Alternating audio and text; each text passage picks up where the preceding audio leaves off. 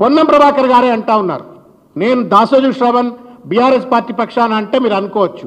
పొన్నం ప్రభాకర్ గారే అంటా ఉన్నారు. మళ్ళీ రెండోసారి రమ్మన్నారు, అంత చక్కదానాలు ఈవెంట్ ఇక్కడ కండక్ట్ చేసినామని చెప్పని ముఖ్యమంత్రి సహచర మంత్రివర్గ సభ్యుడే మాట అన్న తర్వాత ఇంకా గుట్టిన దొంగల లెక్క ఎన్నాళ్ళు దాచుకుంటారు ఈ మంత్రివర్గ సభ్యులు కావచ్చు, ప్రభుత్వ పెద్దలు కావచ్చు అని చెప్పని ఇవాళ నేను ప్రశ్నిస్తా ఉన్నాను. ఏ దేశంలోనైనా సరే, అరే అమ్మాయి అక్కడి నుంచి వచ్చి గంత దూరంకి వెళ్ళి వచ్చి గంత పెద్ద ఎత్తున హెరాస్మెంట్ గురై గంత కమెంట్ చేస్తే నేషనల్ హ్యూమన్ రైట్స్ కమిషన్ సుమోటోగా కేసు బుక్ చేసి ఉండాల్సి ఉండే, నేషనల్ ఉమెన్స్ కమిషన్ సుమోటోగా కేసులు బుక్ చేసి ఉండాల్సి ఉండే, తెలంగాణ స్టేట్ ఉమెన్స్ కమిషన్ సుమోటోగా కేసులు బుక్ చేసి ఉండాల్సి ఉండే. ఎవరు బుక్ చేయట్లేరు. ఎందుకు? రేవంత్ రెడ్డికి ఎక్కడ కోపం వస్తుందో అని చెప్పని. గమ్మత్ ఏంటి అంటే చీటికి మాటికి మిడత లెక్క ఎగిరిపడేటువంటి ఒక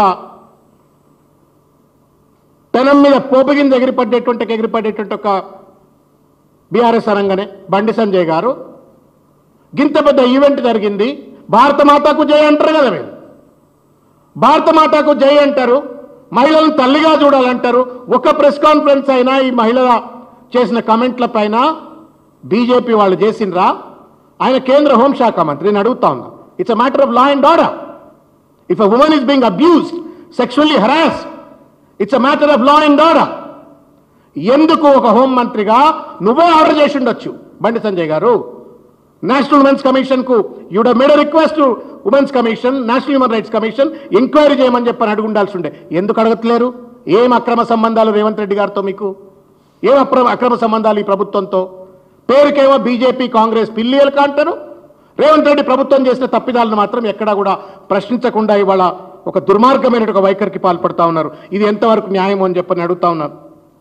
ఇకపోతే ఆ ఈవెంట్ కండక్ట్ చేసినట్టు ఒక తీరు, అదేదో real estate promotion ventures promotion చేసినట్టుగా దాన్ని ప్రమోట్ చేసి పడేసినారు. ఎక్కడ కూడా నాకు తెలిసి ఏ దేశంలో కూడా ఇంత చిల్లరగా ఇటువంటి పెద్ద ఈవెంట్ను కండక్ట్ చేసి ఉండరు. ఇగో ఇదో చూడ్రి, ఇది హోనర్ హోమ్స్ అట.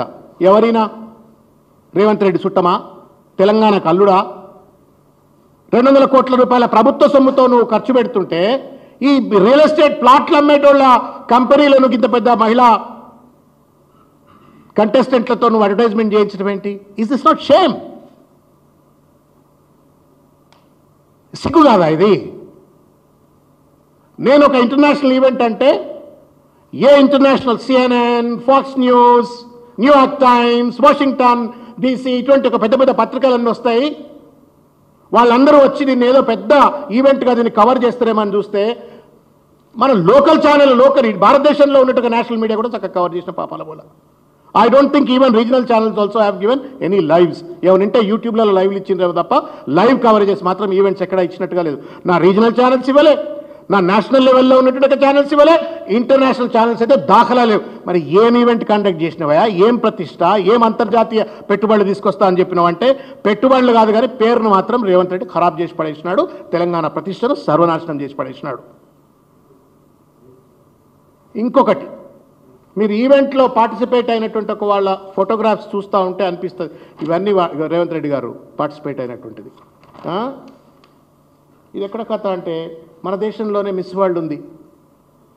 అమ్మాయి ఎవరు? సుష్మితా సేన్, ఐశ్వర్య రాయ్, హైదరాబాద్ అమ్మాయి డయానా, అమ్మాయి పేరు ఏం పేరండి? డయానా అని ఉంటుంది. తర్వాత ఇంకా మన హైదరాబాద్లో సానియా మీర్జా గారు ఉన్నారు, పివి సింధు గారు ఉన్నారు. పెద్ద పెద్ద గ్లోబల్ రికగ్నిషన్ ఉన్నటువంటి ఒక హిందీ యాక్ట్రెసెస్ ఉన్నారు, హైదరాబాద్ యాక్ట్రెస్ ఉన్నారు. ఎవరు అటెండ్ అవుతారా అంటే రేవంత్ రెడ్డి కుటుంబ సభ్యులు, వాళ్ళ అన్నలు, తమ్ముళ్ళు, లేకపోతే ఆయన చుట్టూ తిరిగేటువంటి ఒక పార్టీ చెంచాలు. ఈ ఈవెంట్లో వివివిఐపీస్ లెక్క ఎవరి దగ్గర కూర్చుంటున్నారు? ఆ కంటెస్టెంట్స్ దగ్గర కూర్చుంటున్నారు అని చెప్పని ఫోటోలు కనబడుతున్నాయి. Is this not shameful way of organising? ఆయనకంటే బుద్ధి జ్ఞానం లేకపోవచ్చు. I'm really surprised about the etiquette of IAS officers. మీకన్నా చెప్పాలి కదండి బ్యూరోక్రాట్స్ మీరు. This is not the way of conducting an international event. ఒక ఇంటర్నేషనల్ ప్రోటోకాల్ ఉన్నటువంటి ఒక ఈవెంట్ను ఈ రకంగా కండక్ట్ చేయొద్దు అని చెప్పని బుద్ధి మీరైనా గడ్డి పెట్టాలి కదండి. చీఫ్ సెక్రటరీ గారో లేకపోతే మాజీ చీఫ్ సెక్రటరీ గారో ఇంకెవరో అంత చాలా మంది ఉన్నారు కదా. What kind of non sense is this చెప్పని ఈ సందర్భంగా నేను ప్రశ్నిస్తా ఉన్నాను.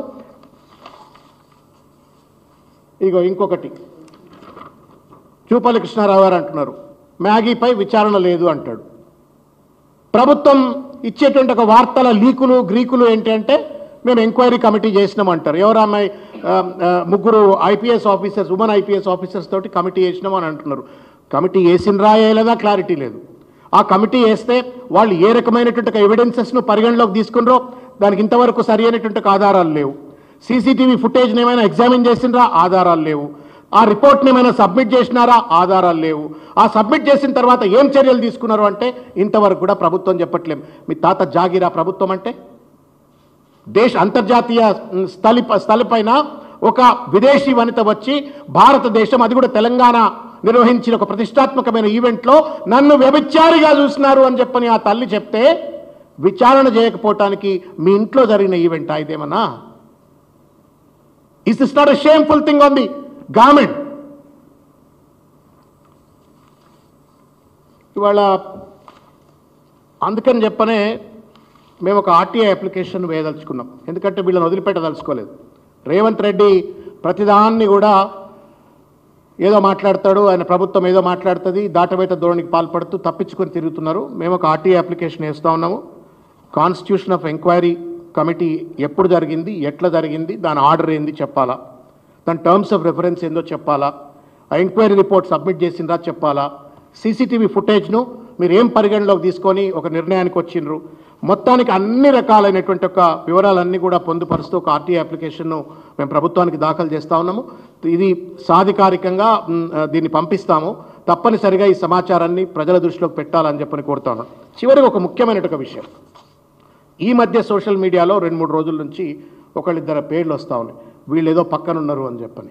అది రేవంత్ రెడ్డి గారికి అత్యంత సన్నిహితులైనటువంటి ఒక వ్యక్తులు అని చెప్పని అది కూడా సోషల్ మీడియాలో ప్రచారం జరుగుతూ ఉంది. బాగా దగ్గర ఉన్నటువంటి వాళ్ళు, రేవంత్ రెడ్డి గారికి నిరంతరం దగ్గర ఉండేటువంటి ఒక అత్యంత ప్రతిష్టాత్మకమైన పదవుల్లో ఉన్నటువంటి వాళ్ళ పేర్లు వస్తూ ఉన్నాయి. చర్యలే అది నిజమా అబద్ధమా? నిజంగానే రేవంత్ రెడ్డికి సంబంధించిన దగ్గరున్న వాళ్ళే ఆ రకమైన దాష్టికానికి పాల్పడ్డరా, లేదు మీ పార్టీలోని అంతర్గత కుమ్ములాటల పేరు మీద ఎవరైనా కావాలని చెప్పని బదనాం చేస్తున్నారా? ఈ బయటికి రావాలి కదా, దొంగలు దొరకాలి కదా, వాళ్ళని శిక్షించాలి కదా.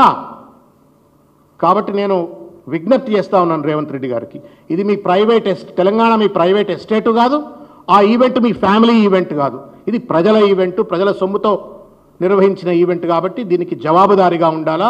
విదౌట్ అకౌంటబిలిటీ ఇర్రెస్పాన్సిబుల్గా నేను తప్పించకపోతా అంటే మాత్రం బీఆర్ఎస్ పార్టీ ఊకోవడానికి సిద్ధంగా లేదు. ఇది మహిళలకు సంబంధించిన అంశం. మహిళల యొక్క ప్రియాంక గాంధీ, సోనియా గాంధీ లాంటి మహిళలు లీడ్ చేస్తున్నటువంటి ఒక పార్టీ అండి ఇది మీది. వాళ్ళకు కూడా అవమానం ఇది. It's an insult to Sonia Gandhiji, it's an insult to Priyanka Gandhiji, it's an insult to Meenakshi Natarajan G.